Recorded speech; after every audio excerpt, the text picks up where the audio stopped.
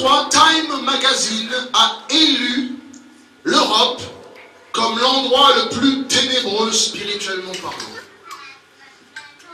Time Magazine, qui n'est pas un magazine chrétien, a dit que l'Europe était l'endroit le plus ténébreux spirituellement parlant. Ça veut dire qu'il n'y a pas de lumière en Europe. Et donc là, il y a 450 millions dans l'Union européenne, millions d'habitants. Il y a 250 000 villes dans l'Europe, des villages qui n'ont même pas une seule église dans leur village. C'est étonnant, hein? 250 000 villes en Europe n'ont pas d'église. Il y a de quoi faire. Alors maintenant, le monde entier se tourne vers la France.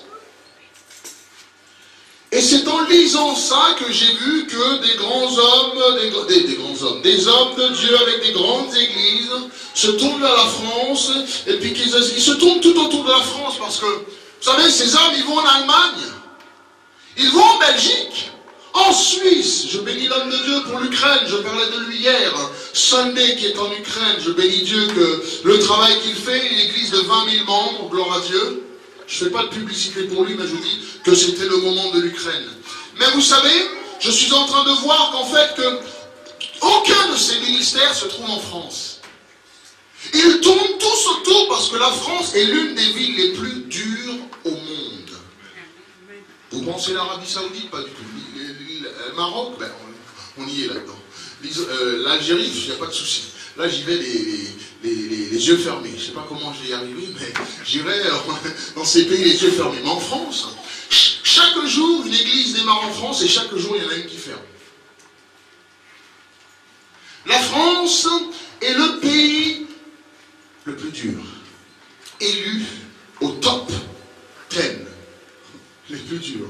Je ne te parle pas des villes comme le Pakistan, l'Arabie Saoudite, l'Émirat arabe, où ce sont des pays musulmans. Je te parle d'un pays, la sœur aînée de l'Église maintenant, qui se revendique laïque. Il y a 0,06% de chrétiens en France. Ça fait seulement 300 000 à 350 000 nés de nouveau. Et vous faites partie de ces 350 000. C'est peu, hein?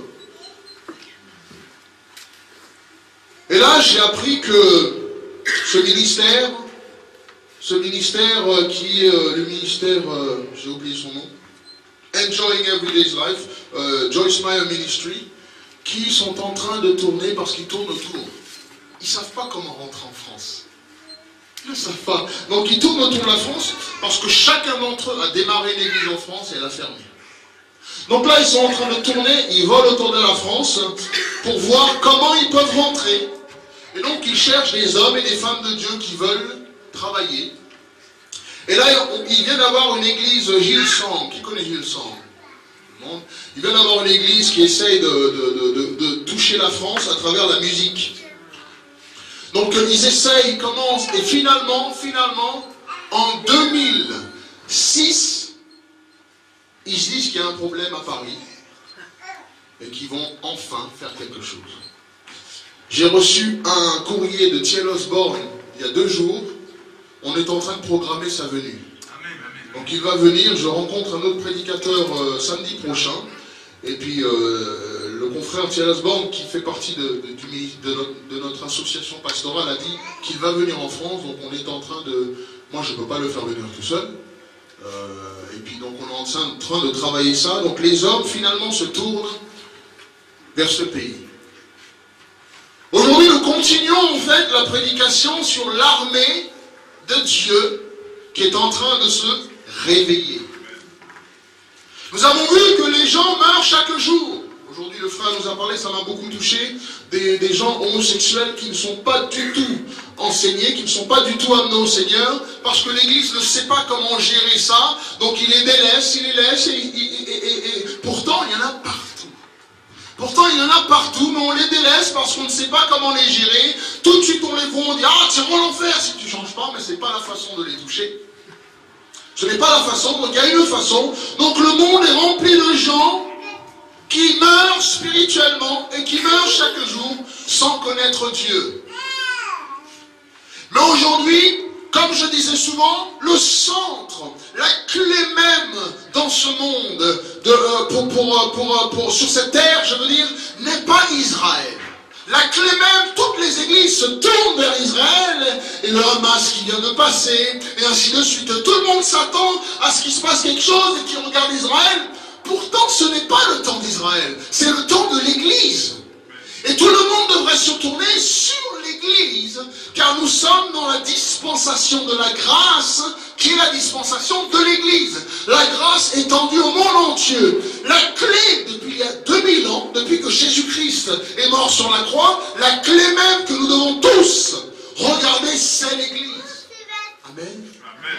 Donc aujourd'hui, tout le monde pense Israël, non, le Hamas, oh, l'Antichrist, j'entends des gens qui prêchent que ceci, que cela, et ils n'ont rien compris parce qu'en fait, l'outil aujourd'hui, l'outil même pour sauver les âmes aujourd'hui, c'est l'Église. Donc moi, je ne vais pas dire, oh, Ariel Sharon, il est en train, ça lui arrive, donc l'Antichrist, le Hamas, non, pas du tout. Ça m'intéresse pas. Bien sûr, nous calculons, nous prions pour nos frères hébreux, bien sûr. Mais ce qui m'intéresse, c'est l'Église. Quel est l'état de l'Église aujourd'hui? Est-ce que les églises fleurissent? Est-ce que les églises grandissent? Est-ce que nous, chrétiens... Parce que vous allez voir quelque chose. Que ce n'est pas le but d'ouvrir des immeubles qui fait que nous avançons. Et la France a omis de comprendre. Et beaucoup de gens pensent qu'en bâtissant des immeubles, non. C'est en bâtissant et en investissant en vous. Car vous êtes l'Église d'aujourd'hui. Nous pouvons toucher les bouddhistes. Si nous, l'Église, nous nous présentons devant eux, nous présentons Christ en nous. Nous pouvons toucher les musulmans, les laïcs, même ceux qui se disent athées. J'adore rencontrer les athées, vous le savez? J'adore. Parce qu'au bout de 10 minutes avec moi, ils disent « Oh d'accord, peut-être, oui, d'accord. Donc t'es plus athée. » 10 minutes, tu me donnes 10 minutes avec eux. Il n'y a pas de souci. Tous ceux que vous connaissez qui se disent athées, invitez-les à me rencontrer. Samedi. Les samedis, c'est ouvert, portes ouvertes à partir de 14 h. Nous allons discuter avec eux. Parce que une fois que j'ai terminé, je leur parle de Dieu à travers l'Esprit de Dieu en moi. Ils disent que l'Église existe. Vous savez ce que c'est que l'Église? Ils disent que l'Église, Dieu, Jésus-Christ, l'Église, parce qu'ils vont le rencontrer à travers ma vie. Et je suis en train de vous montrer qu'en fait que l'Église, c'est vous. Donc mon but, c'est de m'investir en vous. Mon but, c'est de vous édifier, vous. Carole, merci pour le témoignage, qui dit qu'aujourd'hui, parce que peut-être qu'on ne peut pas les ramener à l'église, peut-être qu'ils ne veulent pas. Le dimanche, c'est dimanche de foot, ils ne veulent pas, ils ont fait la fête le samedi soir, ils ne veulent pas venir, ils sont perdus, ils sont ceci, cela, ils ne savent pas qu'ils sont perdus, rappelez-vous le témoignage, amen, la prédication, ils ne le savent pas, donc on ne peut pas les atteindre. Et vous pensez qu'il faut les âmes, il faut automatiquement les ramener à l'église, et c'est pas ça du tout, c'est automatiquement les ramener à ce que toi tu les rencontres, et que tu témoignes de ta foi. C'est ça l'Église. Donc aujourd'hui, la plus belle chose qui est arrivée sur cette terre, c'est lorsque Jésus-Christ, il y a 2000 ans, a donné sa vie sur la croix pour chacun d'entre nous. Amen. Et quand on parle de Jésus-Christ, les gens ils disent « Ah, moi je veux pas Jésus-Christ, je veux pas la croix, je veux pas ceci. » Mais c'est pas vraiment... Il faut que tu le représentes dans ta vie. Amen. Jésus-Christ est mort il y a 2000 ans, parce que lorsqu'il est venu sur cette terre, au bout de 30 ans et demi, 30 ans, excusez-moi. Ensuite, il a travaillé. Au bout de 30 ans, il est venu, il s'est présenté à tout le monde. Il a pris son baptême, comme tout le monde, amen. Jésus-Christ s'est baptisé. Donc vous aussi, amen, gloire à Dieu. Adulte, le baptême de la foi. Il s'est baptisé, ma soeur, amen, gloire à Dieu. Il s'est baptisé, donc ensuite, il a eu un ministère de 3 ans et demi. Il a commencé à bâtir quoi? Mais comment? En investissant en qui? Les gens. Jésus ne s'est pas soucié de bâtir des immeubles. Jésus ne s'est pas soucié d'avoir des immeubles, des locaux. Mais il s'est soucié de bâtir les gens, de former les gens. Car dans les derniers temps, il désire que le tabernacle, la présence, le temple de Dieu se repose sur nos cœurs. Donc Jésus-Christ est venu. Au bout de 3 ans et demi, il s'est gratté la tête, il a dit scratch, scratch, j'ai une idée. Et c'est le but même pourquoi je suis venu dans ce monde. C'est que je vais donner ma vie sur la croix afin que je puisse prendre place en eux. Donc ça va être mieux parce que je vais ressusciter, ils vont m'inviter dans leur cœur, je vais être le Seigneur de leur vie, je vais les aider, je vais les bénir, je vais les encourager, mais à travers leur vie, je peux pouvoir marcher. Les gens peut-être ne veulent pas venir au temple, mais à travers chacun d'entre eux, je vais rentrer dans les maisons, je vais rentrer dans les villages, je vais rentrer dans chacune des sociétés, et je vais pouvoir toucher leur âme et changer leur vie. Amen. Donc ce que Jésus-Christ a fait, il a donné sa vie sur la croix, et ensuite, tous ceux qui l'acceptent en lui, il prend place dans sa vie, dans ton cœur. Et la foi est là. Tu peux m'enlever mes habits, je serai tout nu. Tu peux m'enlever mon argent, j'aurai sans argent. Tu m'enlèves ma famille, j'aurai rien. Mais tu ne peux pas m'enlever ce que j'ai à l'intérieur, qui est la foi. Savez-vous que personne ne peut vous enlever cette foi? Qui savait ça? Que personne ne peut t'enlever ce que tu as, ce qui est la foi. Et cette foi, c'est ce qui doit nous pousser à aller de l'avant, c'est ce qui doit nous pousser à toucher les hommes, parce que Jésus-Christ brûle en nous. L'amour de Dieu brûle en nous. La foi brûle en nous. Et nous devons aller et le partager à quelqu'un. Quand tu te présentes à quelqu'un, tu dis, écoute, j'aimerais t'inviter à l'église. Il y a 10 000 églises. Pourquoi la tienne? Moi, dans la rue, quand je suis dans la rue, je fais comme si je ne suis pas chrétien. Quelqu'un vient m'inviter à l'église, je dis, ben pourquoi la tienne? Qu'est-ce qu'elle a de plus que les autres? Et je prie que les personnes que tu rencontres te posent exactement la même question. Si tu ne peux pas me démontrer l'amour de Dieu, c'est pas possible. Ça ne sert à rien. Et nous, chacun d'entre nous, nous devons démontrer l'amour de Dieu. Nous devons démontrer la compassion pour les âmes. Jésus-Christ est venu, il investissait tout son temps dans les hommes. Il voulait savoir ce que... Vous savez, nous avons le programme, les dimanches après-midi, ils vont jouer au foot, les jeunes. Pourquoi? Pour toucher les autres jeunes qui sont sur le même terrain. Parce qu'ils ont un cœur de les toucher. Jésus-Christ veut s'investir dans vos vies. Donc avoir un super bel immeuble, avoir des super beaux locaux, d'avoir des gens là-dedans qui sont vides, qui n'ont pas Christ, qui n'ont pas l'amour de Dieu. Quand on me dit, ben, dans les églises, je ne veux pas y aller parce qu'il y a trop d'hypocrites. Je dis, c'est vrai, il y en a plein. Donc qu'est-ce qu'elle a de mieux, ton église, que l'autre? Amen. Si ce n'est les gens qui sont à l'intérieur. La différence se trouve dans le peuple qui est assis ici ce matin. La différence ne se trouve pas dans l'immeuble, dans les locaux ici. C'est pas parce que la déco est meilleure, parce qu'il y en a plein, il y a le mur. Mon Dieu, rentre dans une synagogue, rentre dans une mosquée. Mon Dieu, il y a de l'or incrusté. C'est super beau, ils donnent leur meilleur. Donc ici, c'est pas terrible ici, hein, vous savez. C'est petit, il fait froid, qu'il y a froid. C'est pas terrible. Et donc je peux investir des millions dans des locaux comme ça pour que ça soit super beau, si le peuple n'est pas construit, si le peuple n'a pas d'amour. Donc il faut qu'il y ait l'amour les uns pour les autres, l'amour de Jésus-Christ dans nos vies. Le Seigneur est venu nous apporter deux lois qui parfaire tous les autres. D'aimer son Dieu avec tout son cœur, son âme et sa force, et d'aimer son prochain comme soi-même. Blanc, noir, jaune, vert. La France a besoin de connaître une église comme celle-là. L'église où toutes les nations sont aimées, reconnues, respectées. La plus belle chose qui est arrivée dans ce monde, c'est lorsque Jésus-Christ a bâti, construit l'église. Amen. C'est la plus belle chose. Aujourd'hui, il a donné naissance à chacun d'entre vous. Et maintenant, son but, ce qu'il veut, c'est prendre place dans votre cœur. C'est que toi, tu te minimises, ta volonté se minimise, que tu t'abaisses afin que lui puisse prendre totalement place dans ton cœur, car il veut continuer son ministère dans ta vie. Ça fait 2000 ans qu'il est mort, et ça fait 2000 ans qu'il vit aussi.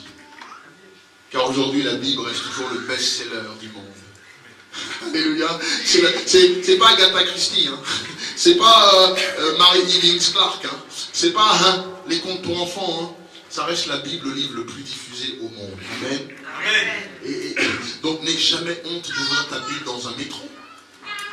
N'aie jamais honte d'ouvrir ta Bible là où tu es, tu lis. Hey, mon Dieu, de la même façon que l'autre, il peut ouvrir son magazine pornographie dans le métro et afficher ça, mais moi je ouvre ma Bible et l'afficher aussi. Faut pas avoir honte. Amen. Rappelez-vous, les chrétiens n'ont pas peur de prêcher l'évangile. Ils ont généralement très honte de le présenter. De la même façon que Pierre n'avait pas peur, mais avait honte de Dieu. Oh Seigneur, je suis avec toi. Il a sorti son épée, il était prêt à se battre et mourir. Je mourrai pour toi. C'est ce qui est écrit dans Matthieu, non? Jésus a dit ce soir, je vais être une occasion de chute. Ah non, Seigneur, je mourrai pour toi. Jésus a dit, le coq n'aurait même pas chanté que par 3 fois, tu m'aurais trahi, renié. Il a dit, mais non. Donc l'homme est venu, il a sorti son épée, il lui a coupé l'oreille. Ça, c'est Fabrice. Là, hier soir, il me disait, pasteur, maintenant j'ai les brassards sécurité, parce qu'à chaque fois que je suis attaqué ici, donc ils ont les brassards, et puis il est prêt. Mais moi, je veux voir sa foi et ça dehors, comment il représente Christ. C'est ça qui m'intéresse, amen. La plus belle chose qui nous arrive, c'est l'Église. L'Église est la clé aujourd'hui de toucher ceux qui sont déçus par les autres religions. Amen. Ceux qui sont déçus par les choses de la vie. Ceux qui sont déçus par le bouddhisme, l'islamiste, le catholicisme. Ceux qui sont déçus par l'athéiste. Tous ces gens-là, la porte, la clé pour leur épanouissement, la clé, la dernière, la seule porte pour eux en fait, c'est l'Église. Vous savez, je vais vous dire quelque chose. Jamais personne n'a goûté à Jésus-Christ et l'a quitté. Je vais vous dire, je répète. Vous dites, ah oui, mais je connais des gens qui allaient à l'église et puis qui sont... Non, eux, ils n'ont pas goûté. Jamais personne est venu à Christ, a servi Christ et a été rempli de Christ et qui l'a quitté. Par contre, j'en connais beaucoup bouddhistes qui sont devenus chrétiens, amen. Islamistes qui sont devenus chrétiens, amen. Athéistes qui sont devenus chrétiens, amen. Et meurtriers qui sont devenus chrétiens. Gloire à Dieu. Donc la solution qui reste pour eux, c'est l'évangile. Et vous savez, Dieu n'a personne d'autre que vous. Dieu n'a personne d'autre que vous afin de représenter l'amour de Dieu sur terre. Nous avons besoin de marcher haut, la tête haute, et de représenter totalement l'amour de Dieu. Il y a 2000 ans que Jésus-Christ a donné sa vie, mais il veut prendre forme dans ta vie. Il a dit, mon frère, ma soeur, je veux prendre forme dans ta vie, je veux te démontrer comment toucher les âmes. La clé aujourd'hui pour la France, c'est l'Église. C'est pas Fresnes. C'est pas la maison d'arrêt. C'est pas la maison de santé. C'est pas la NPE. Ils peuvent plus. Ils savent plus quoi faire. Les prisons sont pleines. Pourtant, l'Église se vide. On doit faire l'inverse. Plus nous aurons des églises, plus nous, chacun d'entre nous, témoignerons de la foi et de l'amour de Dieu, plus ces gens n'iront pas à Fresnes, mais viendront dans les églises. Nous avons besoin de vider Fresnes et de les ramener ici. Amen. Chaque année, l'église doit grandir. Chaque mois, chaque semaine, l'église doit grandir à travers nos vies, et non pas Fresnes, et non pas les maisons d'arrêt, et même pas les maisons de santé. Gloire à Dieu. Si ce n'était pas Dieu, nous serons peut-être en prison. Si ce n'est pas Dieu, nous serons peut-être 6 pieds sous terre. Amen. Si ce n'était pas Dieu, nous serons peut-être dans les maisons d'arrêt, dans les maisons de toqués. N'est-ce pas? Parce que Jésus-Christ est venu dans notre vie, nous sommes ici. N'avez-vous pas compris ce que Jésus-Christ est en train de faire? Si je rencontre Jacques Chirac, je lui dirais, la solution pour ce monde, c'est l'évangile. Je rencontrerai Sarkozy, je lui dirais, c'est pas la répression, c'est pas le Karcher. C'est l'Église. L'Église, à travers Jésus-Christ, il peut nous carchériser correctement, sans nous blesser. Il a voulu faire ça, maintenant, il a eu des problèmes. Oh là là, Seigneur, c'est Jésus-Christ la solution. Jesus is the answer. Amen. Mais la raison pour laquelle les hommes et les femmes ne savent pas que Jésus-Christ est la solution, c'est votre faute. J'ai pas un amen là. Amen. J'en ai un seul. Alors, je recommence. Bonjour.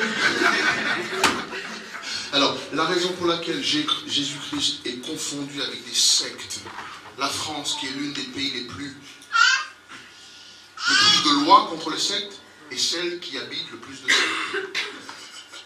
Il y a plus de sectes ici que partout ailleurs. Et ils mélangent tout. Vous savez pourquoi? La raison pour laquelle Jésus-Christ n'est pas abordé à gogo, que les gens ne flottent pas. En Argentine, les gens viennent en masse à l'église. Aux États-Unis, les gens viennent en masse. En Espagne, partout. En Afrique, mon Dieu, en Afrique. En Inde, les gens viennent à gogo. Bâtir une église en Inde, on le fait, je l'ai fait, c'est facile. En Afrique, c'est facile. Les gens sont croyants déjà. En France, la raison pour laquelle les gens n'accourent pas dans l'église, c'est parce que nous le représentons très mal. On peut dire, j'en ai un petit peu touché, trois même. Que faisons-nous avec Jésus-Christ dans nos vies? Est-ce qu'on le représente? Ah non. Chez toi, les portes ils claquent. Ah bon, mec, tais-toi, faut pas bon. Et puis quand tu sors comme ça, tu vois le voisin, bonjour. Qui comprend ce que je veux dire? Hein, laisse ta main, fais voir. Touche ton voisin, dis-lui. C'est pas ce qu'il dit, dis-lui. T'es au travail, tu ne parles jamais de Dieu. Tu te disputes, tu connais. Je vais t'expliquer un truc. T'habites chez toi dans ton immeuble, regarde. T'habites chez toi dans ton immeuble, les murs qui séparent, quand tu sors, tu ouvres la porte, le voisin il sort, tu veux pas lui dire bonjour. Le voisin n'a jamais bu un café chez toi. Le voisin même, ton gardien ne sait même pas que tu es chrétien. Mon Dieu. Tes voisins ne savent même pas que tu as Christ en toi. Comment tu vois ton voisin se tuer dans l'alcool? Tu vois, beaucoup de gardiens ils font ça. Tu vois ils n'ont rien à faire. Une fois que c'est nettoyé, ils regardent la télé, puis ils n'ont rien à faire. Donc, une fois qu'ils voient Jésus-Christ en toi et qu'ils savent que c'est la solution, là tu pourras les amener à Christ. Amen. Mais s'ils ne savent pas que tu as la foi, tu les rencontres tous les jours. Ton boulanger ne sait même pas que tu es chrétien. Tu achètes ton pain tous les jours et toi tu as le pain de vie, tu ne lui en donnes pas.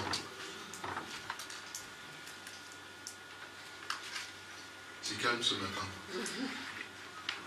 Ah, mais si vous voulez que je vous prêche, alléluia, à l'onction de Dieu, faire des miracles. Hein. Mais quand on parle de ça, c'est l'armée de Dieu. Nous avons vu dans Joël, l'armée de Dieu. L'armée que Ézéchiel, chapitre 37, a décrit. Est-ce que ces eaux peuvent revivre? Toi seul, tu sais, Seigneur. Dieu a pris Ézéchiel, il l'a ramené sur une vallée, il a commencé à regarder ces eaux. La Bible dit que ces eaux étaient très secs. Zo veut dire la mort. Très sec veut dire très longtemps. Très séché. Et Dieu a posé une question. Ézéchiel, penses-tu que ces eaux peuvent revivre? Cet homme, oh quel homme de foi, il a dit, toi seul tu sais, Seigneur. Et aujourd'hui, est-ce que cette assemblée peut revivre? Toi seul tu sais. Je ne suis pas dans le cas d'Ézéchiel. Je serais dans le cas d'Ézéchiel, j'aurais dit, bah c'est des eaux, hein, on ne peut plus rien faire avec. Mais là, je crois que tout le monde est en vie, amen. Donc, il y a de l'espoir. Il y a de l'espoir pour ce pays. Il y a de l'espoir pour la France. Il y a de l'espoir pour ce pays que nous sommes sur un terrain vierge. Écoutez, vous voulez, chacun d'entre vous ici, chacun d'entre vous, si vous voulez impacter votre génération, vous êtes au bon endroit. Parce que mon but, ma vie, c'est de vous former, de vous élever et de bâtir des œuvres, des églises. Comme je partage aux jeunes, vous savez, Dieu a besoin de chacun d'entre nous. Nous avons tous un ami, un membre de notre famille qui est malheureux. Jésus-Christ est la solution. Est-ce que tu n'as pas de problème? Moi, je ne vais pas dans la rue dire, écoute, si tu vas à l'église, tous tes problèmes seront résolus. C'est faux, c'est un mensonge. C'est un mensonge. Qui n'a pas de problème ici? Levez la main. Donc, on a menti, n'est-ce pas? Mais venir à Jésus-Christ, il nous aidera, il nous fera les traverser, il nous donnera sa joie. Il nous donnera l'espoir, il nous donnera la force de traverser nos soucis et nos problèmes, car il pleut sur les bons et les mauvais en même temps. La différence avec nous et le peuple dehors, c'est Jésus-Christ. Nous, l'Église, encore une fois, nous sommes en 2006, n'est-ce pas? Ça fait 100 ans maintenant, 1905, 2005, 2006, que nous avons la liberté d'expression. On n'a même pas voulu nous appeler l'Église, on nous a appelé une association cultuelle. Mais nous, l'Église, ça fait 100 ans qu'on a cru qu'on était des sots, qu'il fallait plonger, il fallait plonger le seau. C'est comme ça me rappelle en fait ce que j'avais dit, j'avais prêché une fois l'histoire d'un homme qui vient, qui regarde la rivière. Tu sais, il se met devant la rivière et il voit l'eau qui jaillit. Alors il prend le seau, il dit, moi je veux cette même eau dans mon aquarium. Il plonge le seau d'eau, quand il sort l'eau elle était calme à l'intérieur. Il dit, mais non, c'est pas de ça que je veux, il jette l'eau. Il veut l'eau qui jaillit dans le ruisseau qui descend. Alors il plonge le seau d'eau, quand il le ressort, l'eau est toute calme. Et nous, l'église, nous avons été ça. Nous avons été que des seaux qui prennent des gens, qui les mettent dans des églises, et on a stagné, ça fait 100 ans en France. Et tout ce qui stagne, arrive un moment,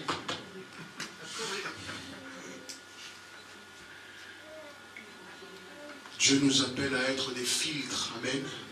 Dans la rivière qui représente le peuple, le monde, Dieu nous appelle à être comme un filtre quand son meut. Et chaque personne qui traverse cette église doit être purifiée.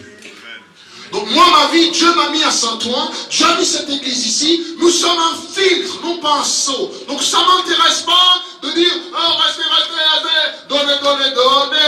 donnez-moi, et Dieu vous le rendra. Beaucoup de gens demandent de l'argent maintenant dans les églises. Ils sont là comme ça, et ils veulent que les gens restent comme ça, ceci, et puis les gens ne sont pas enseignés.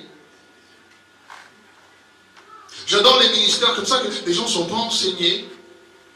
Ils tombent à tout bout de champ, toutes sortes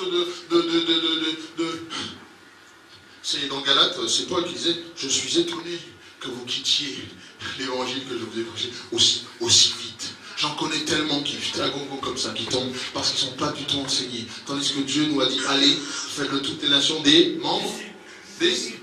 Merci. Des disciples. La différence entre un membre et un disciple. Et ici, le but de l'Église des Nations, c'est de faire de vous des disciples. Un disciple veut dire quelqu'un qui est discipliné dans les choses de Dieu. Merci Carole, qui sait, qui a appris, qui sait, qui peut l'appliquer. Enseigne-leur tout ce dont je vous ai appris. Des filtres. Dieu nous appelle à être des filtres. Amen. Les hommes et les femmes qui passent à travers nos vies doivent être filtrés. Des filtres. Et si chaque église dans le monde était un filtre, chaque homme et femme qui traverse ça changeront. Chaque homme et femme qui traversent auront une autre vie. Chaque homme et femme qui traversent seront purifiés, nettoyés par Jésus-Christ. Et parce que l'église a été un sceau, a voulu les garder à l'intérieur. Il n'y a plus de vie. Il n'y a plus de joie. Les églises sont mortes. Les églises se vident. Ah, la jeunesse ne veut pas parce qu'ils disent que les chrétiens c'est ringard. Les chrétiens ils s'habillent mal. Il n'y a pas de joie. On n'a pas loué Dieu tout à l'heure, il n'y a pas la joie chez moi. Celui qui arrive à dormir quand je prêche, c'est costaud. Il a dû prendre des somnifères. Parce que quand on va à l'église, les gens ils sont comme ça.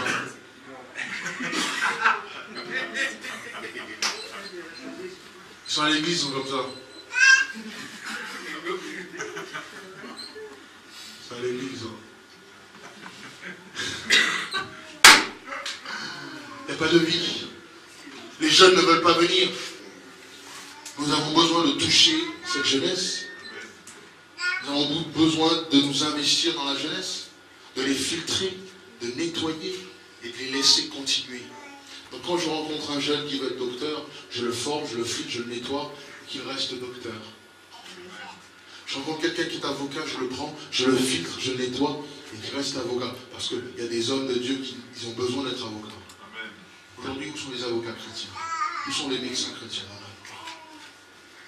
Où sont les chirurgiens chrétiens? Les pharmacies chrétiens? Les hindous, comme je dis, je bénis ce peuple, sont venus, ils ont acheté Paris, Gare du Nord avec des cacahuètes et des fleurs. Les Chinois ont acheté le monde avec du riz cantonné. Chaque fois que tu achètes ta barquette de riz cantonné, tu dis ils ont acheté Paris 13, le Sentier, non, le 12e, le 11e, Aubervilliers avec du riz cantonné. Et nous, chrétiens, nous avons la force. On est rempli de l'onction de Dieu. On est rempli de la force de Dieu, mais on n'arrive même pas à gagner notre voisin de palier.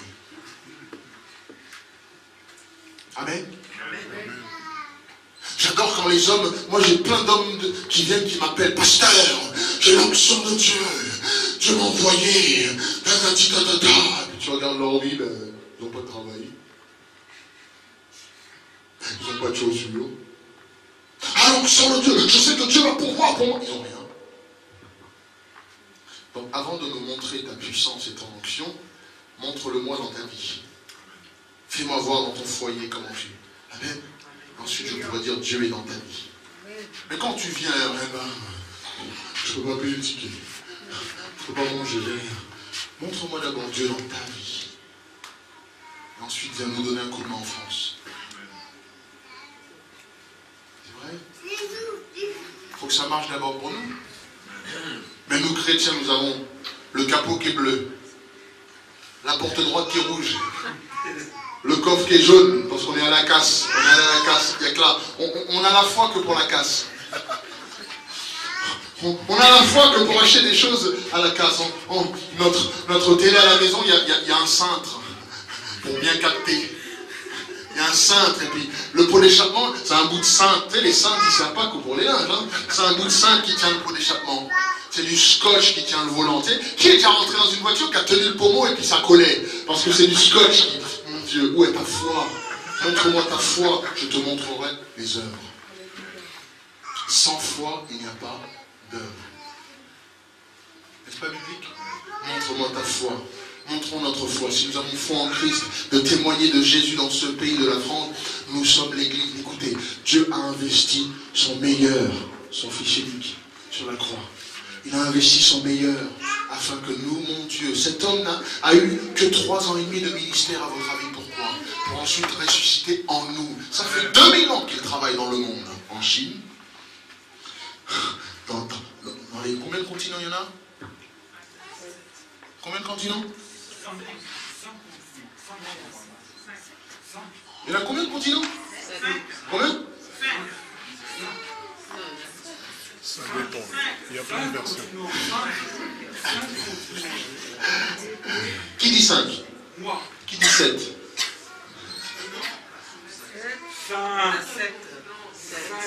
Bon, à dimanche prochain, on verra. Ça fait 2000 ans que Dieu travaille dans tous les continents du monde. Mais la raison pour laquelle, c'est qu'il ressuscite en nous. Il a besoin de nous. Fabrice, Jésus-Christ le ressuscite en nous. Dieu a besoin de toi, Didier. Si nous habitons... Vous savez pourquoi Dieu nous sauve? Dieu n'a pas besoin des Johnny Hallyday. C'est pas qu'il ne veut pas les sauver. Mais tu es dans l'église et puis tu dis, mais j'ai pas d'argent. J'ai pas le compte en banque à Johnny Hallyday. Je ne sais pas comment faire. Mais Dieu a besoin de toi dans ta situation que tu es, dans la difficulté que tu traverses, afin de montrer sa puissance dans ta vie, dans ta situation, afin que toi tu puisses aller toucher des gens comme dans ta vie, dans ta situation. Amen. Il faut glorifier Dieu. On vient à l'église et tout de suite on veut tous être riches. Hey, tu ne sauras jamais toucher les riches. Amen. Jésus-Christ a dit que c'était très difficile, n'est-ce pas? Donc n'essaie pas d'être riche pour monter de gamme pour toucher les riches. Dieu a besoin de toi là où tu es. Maintenant, lorsque tu es là où tu es, tu peux t'abaisser à genoux à côté de quelqu'un d'un pauvre, de dire j'ai été à ta place. Mais Jésus m'a aidé. Et je suis là pour t'aider. Est-ce que nous donnons gloire à Dieu dans la position que nous sommes financièrement, au lieu de nous plaindre tout le temps? Est-ce qu'on donne gloire à Dieu dans la situation familière que nous sommes? C'est nos bêtises qui nous ont ramenés là. Amen. J'ai un petit amen là à gauche.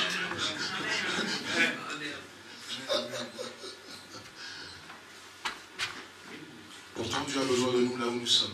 Angela, là où nous sommes, dans la situation que nous sommes, dans les difficultés. Mère au foyer seul, Dieu a besoin de toi là où tu es, car tu pourras toucher les mères au foyer seul. Dieu nous transforme. Il ne va pas nous laisser dans ses problèmes, mais il nous touche là et il nous bénit là, il nous fait voir, mais plus nous avons de foi en lui, plus nous verrons sa gloire. Jésus-Christ est venu sur terre afin de nous démontrer comment vivre. Comment vivre? Il a marché sur cette terre en montrant puissance et autorité. Et ce monde qui est la France. Aujourd'hui, si Dieu nous m'a envoyé en France pour bénir ce pays, J'ai quitté mon église encore une fois. J'avais une grande carrière aux États-Unis. Je la laisse parce que là-bas c'est facile. Il y a des églises dans tous les coins de rue. Amen. Je ne fais rien d'exceptionnel. C'est ici. C'est ici que ça m'intéresse. C'est ici qui m'intéresse. C'est la France qui m'intéresse. C'est les Français qui ont besoin d'être sauvés. C'est ce peuple ici. C'est ce peuple ici. Et Dieu est en train de construire son armée. Dieu est en train de constituer son armée. Et l'armée de Dieu, c'est celui qui peut comprendre en fait le but même de son appel. Amen. Amen. Les Américains se sont pris une fessée au Vietnam parce qu'ils ne savaient pas pour quelle lutte ils se battaient. Ils se sont pris une fessée en Irak parce qu'ils ne savent pas pourquoi ils sont là-bas. Ils se prennent des fessées, vous savez, là où ils ne savent pas pourquoi ils se battent. Amen. Est-ce que tu sais réellement pourquoi tu te bats? Est-ce que tu sais réellement le but de ta vie? Dieu nous appelle, nous. Écoutez, lorsque le Seigneur a pris forme en nous, lorsqu'il rentre dans nos cœurs, il nous a promis qu'il s'occupera de tous nos fardeaux. Il nous a promis qu'il nous aidera à traverser toutes les difficultés. Il nous a promis qu'il va nous aider à être comblés de sa joie. Toutes ces choses sont promises à celui qui a foi en lui. Tout ce que vous avez besoin, tout ce que vous recherchez, Jésus-Christ a dit, ces choses-là, ne les cherche pas car elles te sont déjà données. Mais cherche premièrement le royaume des cieux. Qu'est-ce que le royaume des cieux? C'est de ramener des âmes. Pardon? C'est ramener des âmes au Seigneur. C'est de s'occuper de sa société. La société de Dieu, c'est le royaume des cieux. Nous sommes envoyés à toujours travailler pour lui et à piller l'enfer pour remplir le royaume des cieux. Chaque âme que tu ramènes au Seigneur, c'est une âme que tu as pillée en enfer, l'aura au ciel. Quand tu parles à quelqu'un dans la rue, la raison pourquoi ils ne veulent pas venir à l'église, ils ne t'écoutent pas, c'est parce qu'ils ne savent pas ce que tu leur représentes. Ils te voient dire des gros mots. Ils te voient te bagarrer. Tu vas aller faire tout, et un beau jour tu dis, tu veux venir à l'église avec moi? Ah, c'est bon, tu es bon. Nous devons témoigner, nous devons laisser Jésus-Christ vivre à travers nous. Nous devons laisser Jésus-Christ marcher dans nos bureaux. Nous devons laisser Jésus-Christ marcher dans nos travail. Nous devons laisser Jésus-Christ marcher partout où nous sommes. Jésus-Christ en nous.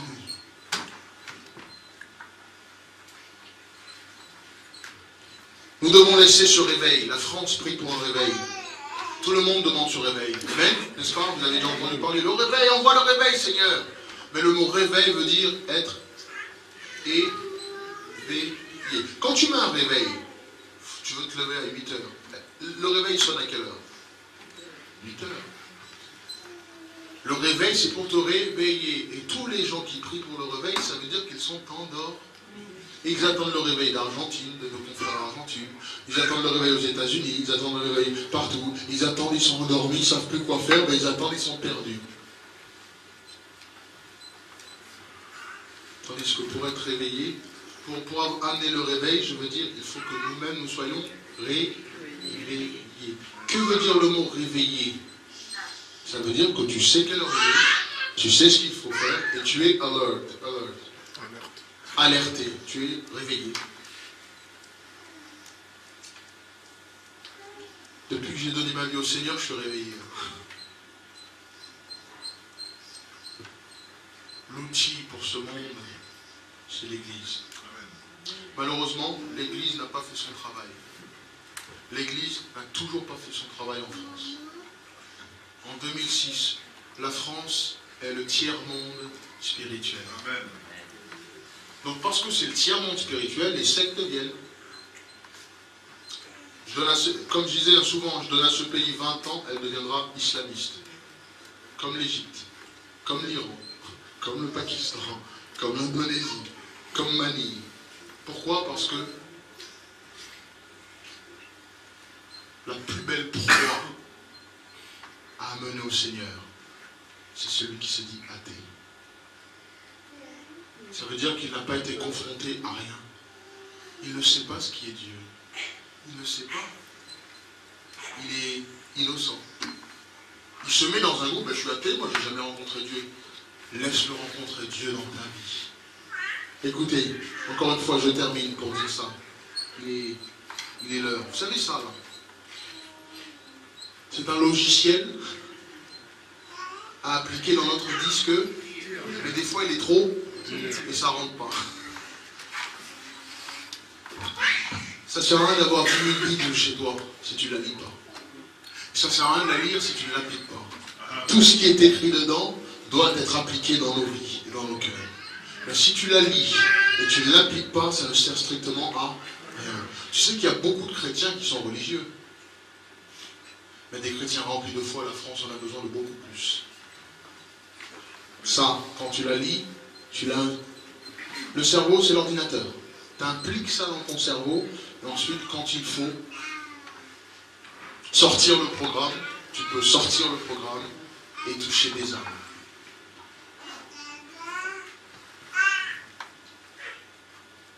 Chacun d'entre vous, pour réellement faire plaisir à Dieu, mais c'est que vous ne saviez pas en fait la raison pour laquelle vous étiez chrétien. Beaucoup de gens pensent qu'ils deviennent chrétiens et ça y est, tous leurs problèmes sont résolus. En fait, c'est pas ça. Lorsqu'on devient chrétien, on devient chrétien avec nos problèmes et Dieu nous aide à les résoudre petit à petit.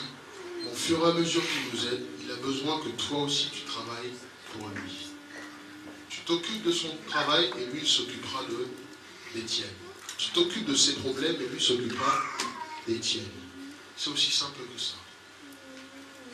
Dieu a besoin de vous dans votre travail. Dieu a besoin de vous dans votre famille, chez vos voisins. Que tout le monde sache. Amen.